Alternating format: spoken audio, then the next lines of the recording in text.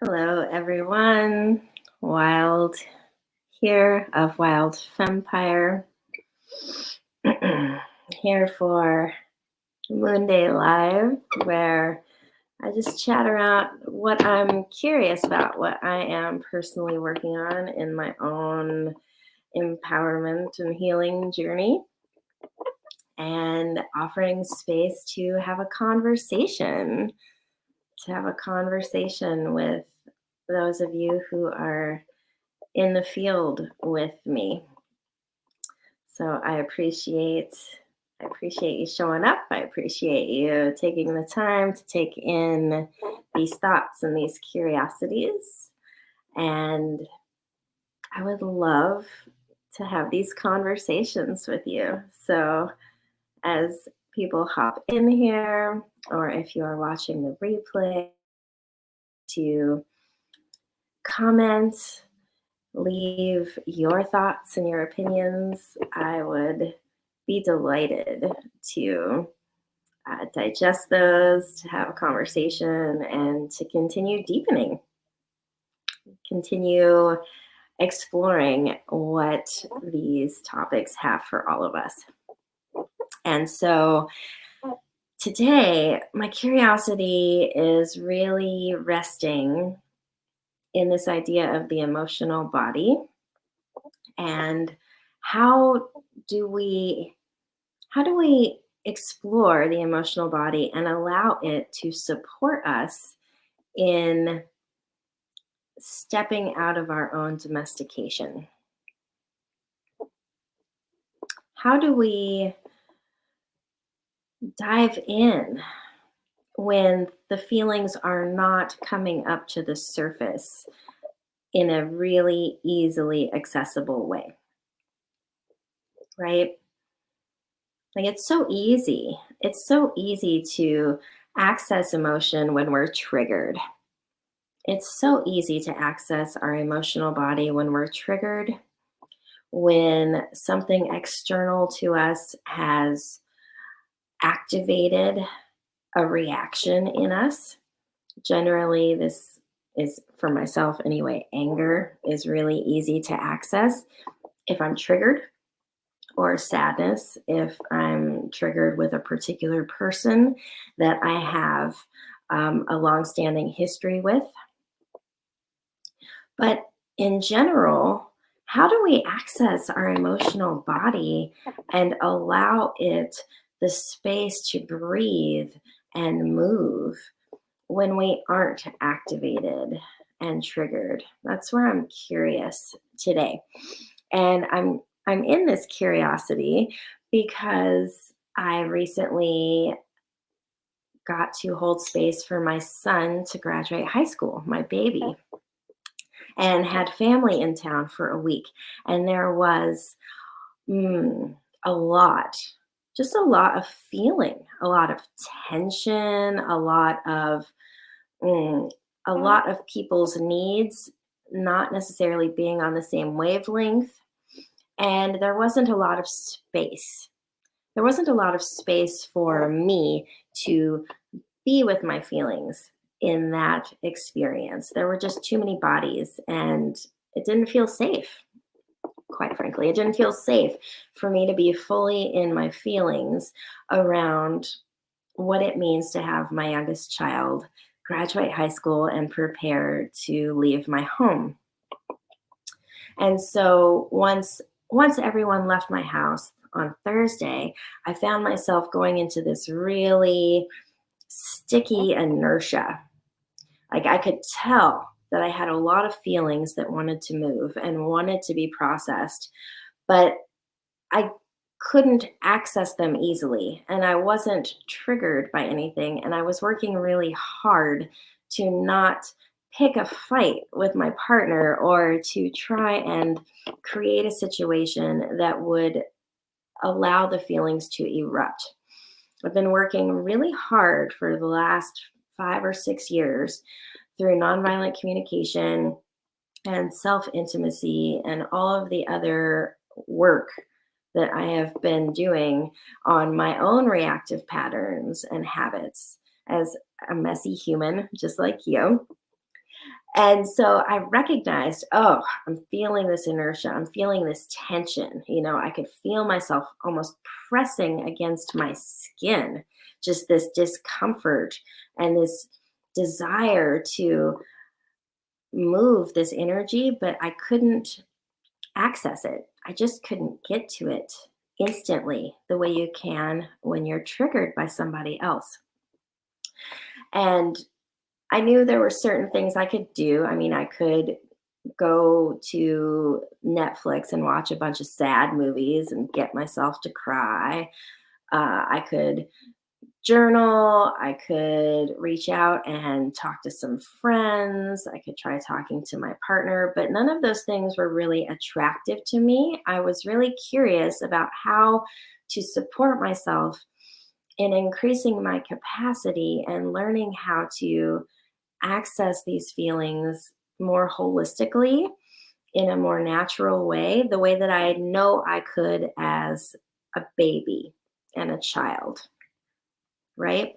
Like that's where my curiosity personally is. I'd love to know how this is landing for you and if this is something you've thought or felt about. But in my body, in my journey, I want to get back to that place where the feeling can come up, move, I can express it in a healthy and appropriate way, and then I can get the fuck on with my life. Right? Like I spent 3 days in this inertia, like this edge of depression. At one point, I felt like I did some microdosing of medicinal mushrooms so I could access this heart space because it was so heavy. And I have such a lengthy history of depression in this particular body and this lifetime. And I didn't want to go that direction. I really wanted to gift myself the learning opportunity to use this grief as a capacity builder as I am stepping into the first stages of my own elderhood. I want to cultivate and nurture the potential within myself to just be with these feelings and give them space to be without trying to hide it or fade it or fix it, but just to be in the discomfort of it so that I can move through it, right? I think most of the time we've been taught through our educational system and our family of origin and this culture, through the domestication process, we have been taught to numb those feelings, to suppress them, to hide them, to try and ignore them because they are inconvenient or messy or because we don't actually have language for them. I know for myself, I'll raise my hand. There are so many times that I feel a feeling that I can't put words to. I just know that there is a sensation, there's an energetic, emotional experience happening within my fleshy transportation unit that wants to breathe. It wants to move. It needs space. Most of the time, they are showing me either where my boundaries have been crossed or where I have been not as mindful as I could be in my life, where I have been perhaps not acknowledging certain truths in my life. And so stepping into that space, stepping in to that emotional body and saying, okay, this is important to me.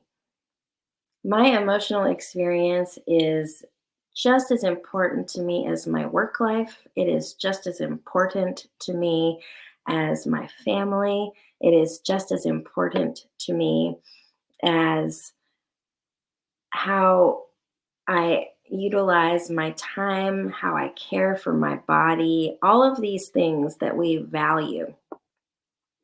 Our emotional bodies are equally valuable, and they give us so much data about the truth of our reality. And what I mean by that is that we've all been taught to live from the chin up, right? To really be in this mental headspace where we're operating linearly, where logic has been given the end all be all of what is important in this world. And we've been taught to ignore everything chin down, to ignore the wisdom of the body, to ignore the wisdom of our feelings. And I'm not suggesting that we operate and live our lives solely through what we feel. That's not in balance either. Balance is operating from the quadrality. I use that word from Oracle Girl. I really appreciate her teachings. The quadrality, the balance of the four of mind, body, heart, and soul, of finding the new foundation that we can sit on, where we are giving active attention to all four of those quadrants in our lives: mind, body, heart, and soul. And to begin living life this way, we have to first acknowledge that we've been living life from a space of the mind. We've all been taught to live from the neck up. And so to begin stepping into the emotional body, to begin stepping into the feeling space and learning how to give it equal room, equal breath, equal opportunity to influence our choices and how we navigate our days. This is where my curiosity is. This is what I wish to experience for myself. How? How do I allow this emotional depth and lens to be accessed naturally the way I used to access it as a child, especially with these larger emotions like grief? Thank you all so much for joining. For those of you who have just tuned in, I'm just talking about how I have spent the last 3 days being in a really deep inertia, feeling this tension, this tautness inside of my being of grief over my son's graduation, and not having the space to feel it in real time, and getting to this space where my family has left. I'm finally in my own nest. And I had 3 days where I just could not tap in. I could feel it. I was uncomfortable as fuck. I knew I needed something to shift and change and move, and I couldn't touch it with all of my tools. There was a mental blockage. And so I'm really curious, really, really curious now, especially with solstice time and giving light to this, because I am I am an emotional being. I have really excellent access to my emotions. This is one of the things that I teach the most. And so for me to meet this blockage, it brought to light for me this idea that most of us have a lot of difficulty tapping in, particularly to grief. Even though we might sense it's there, we might know it's there, but part of the domestication process that we've all been through has been this very subtle subversion of that natural flow of our emotions. We've all been trained very early to suppress these feelings, to not give them space to move in real time because they're too messy, they're too loud. And I don't believe this, but that's what we've been told. They're too messy, they're too loud, they're too awkward. They make other people feel things. This is all wrapped up and tied up in this concept of people pleasing and not wanting to affect everyone, or suppressing it and suffering in the name of the greater good for everyone around us. And what we are energetically being invited into at this time on this planet is sovereignty, into our sovereign space. And when we occupy that sovereign space, when we occupy self responsibility and cultivating our own container, we recognize that another's feelings are their own and that our feelings are our own. And we recognize how to express them appropriately without splashing onto everyone around us, but also allowing ourselves to be witnessed. There is such power in the emotional body when we allow another human being to share the field with us. That's what space holding is. It's about non judgmentally witnessing and being in the emotional field with someone without taking it on, without shaming the other person, without judging them, without saving them. All of these choices that we've been shown as the way to do it in this culture where we're so outwardly focused and quite frankly attempting to control the wildness of life. And instead, in our sovereign space, we come to an inner knowing of seeing the other person having their own experience, that we don't need to fight or fade or fix. We don't have to own another person's experience. And if we are all operating in our emotional bodies from this sovereign lens, we also don't have to be fully affecting other people in a way that throws everyone off their game. I'm not saying you won't be affected. Grief is affecting, grief is tender. To witness another person's suffering and to hear their story will change you. It will change you. It will create empathy. It will crack your heart open. It will do all of these things. But it doesn't have to be felt by you. It doesn't need to be digested by you to witness another person's emotional unfolding. And so I realized from this 3 days of being in inertia that I had actually isolated myself. I had gone so far inward that I wasn't allowing myself the space to be witnessed.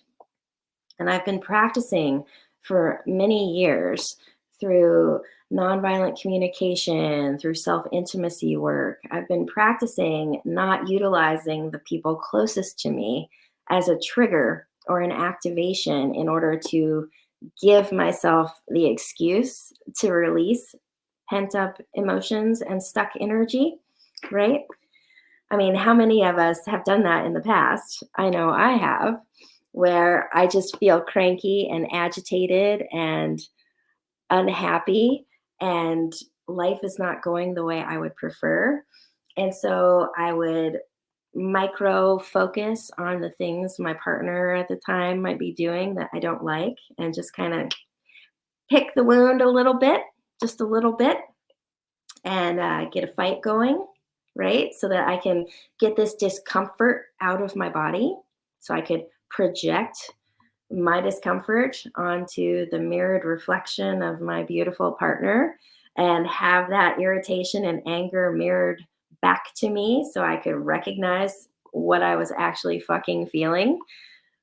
Definitely went through that phase many moons ago. And so as I was in this 3 days of just feeling this, oh, my skin, I just was crawling in my skin. I just needed to cry so badly. And nothing was activating this for me. And yet I wanted to hold this space of awareness. I didn't go to the sad movies. I didn't want to go to the old habits and patterns just to trigger a physical release. I truly wanted to feel the feelings that were present for me right now in this moment. And what it took was for me to get vulnerable enough to actually start talking about it in front of my partner. And I've been doing this work for a really long time. So if you're not at this space, or if what I'm offering to you feels new and like mind blowing, so much compassion. I've been doing this work for over a decade and still I have these moments. So, messy humans, we're here for it. And this is a lifelong journey. So, please, no judgment or shame, right? If touching into the emotional body is something that you're working with as well. Allowing myself, and I even had to do it in a car. Like the feelings that I was having were so tender and so new to me. It's really new grief letting my children leave the nest. It's a really new experience for me. And so for me to actually be able to talk about what I was moving through in that moment, we actually had to be in a car. Like we were in a car driving, so I didn't have to look him directly in the eye. And then I could actually start to talk enough that I could hear what it was I was actually feeling and give it the space to move and give it the space to cry. And I was able to give myself a good 45-minute sob, which finally released the pressure valve that I had been holding on to for a week while my parents were in my home space and we were doing all of the celebration things. And I didn't want to splash my grief onto my son's enthusiasm, right? It's so nuanced being a human being. It is so nuanced. Holding all of these things. Thank you, Allie, so much. I appreciate you so much for that witnessing. Mm. And all of these feelings, they coincide. My grief, my tender heart at my son growing and about to move out of my house is equally as valid as his excitement and enthusiasm for his new life and what he is stepping into. And we all, as sovereign beings, deserve the space to feel those feelings. Even if we've been raised in a culture that never offered us those opportunities, even if it feels really, really uncomfortable, it does. It will. It feels really uncomfortable to be honest and fully in our emotional body when it is not our norm, when it's not something that's been normalized in our lives, when it's not something we've seen in our family of origin.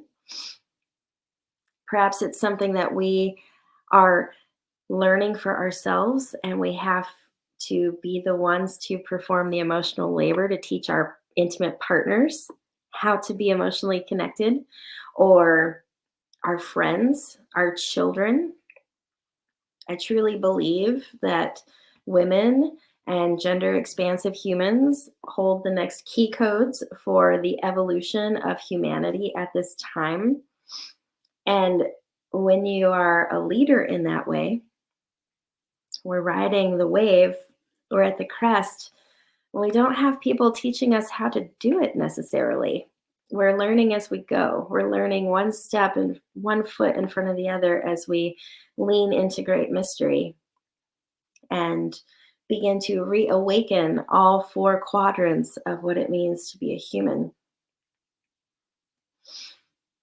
mind, body, heart, and soul. And the beauty is that you're going to be really great at one or two or three of those or whatever, but we all have at least one space that is not comfortable for us, that's not natural or easeful. And that's okay. That's okay. We're not here for perfection. We're here for the process. We're here for the messy fucking process of being a human being. We're perfectly imperfect. And it's the richness of this exploration and being curious that truly adds to the quality of our lives and our existence. Mm, yeah, that feels like the transmission for today. I truly hope that it serves you. I hope that you have everything that you need. I would love to hear. I'll post this in my profile if you want to come back to it. I would love to hear what this brings up for you, what your feelings are, what your thoughts are, what's moving through your channel at this time. Mm. Yep, I respond to every comment and I'm here for it. Oh, Allie here says, because I for so long have had the programming that I need to take responsibility for others' emotions, that if the person witnessing me has an emotional reaction, I've felt the need to take responsibility for that. And that has stopped me from allowing myself to be witnessed. Yeah. I feel that, Allie.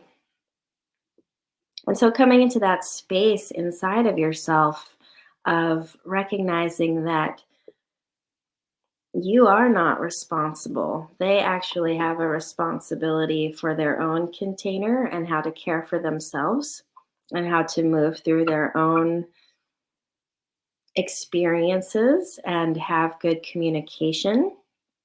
And it's also a great, pin for you to look at, well, what am I sharing? And am I using discernment? Am I oversharing, or am I choosing people who cannot hold me in my sharing? Because we all have different capacities, we all have different levels of self-learning and tools. And I know that you, Allie, have been doing a lot of work on yourself. So sitting with that and dancing with that nuance of right timing, right person. Were you in a solid space to share and do so with discernment? And was that person also prepared and able to meet you in that space? Mm. Thank you all so much. Oh, thank you, Emily. Appreciate you. Yeah. I will tune in with you all again next Moonday and later this week. And I hope that this curiosity serves you. And the invitation for this week is to notice, really track your physical body and notice when you have any tensions coming up or any discomfort, and get curious. Is it a physical discomfort, or am I having an emotional response that wants air? Am I having an emotion, which is just energy in motion, that is not being given enough space to move? And I'd love to hear your report back. Until next week, take good care and bye for now.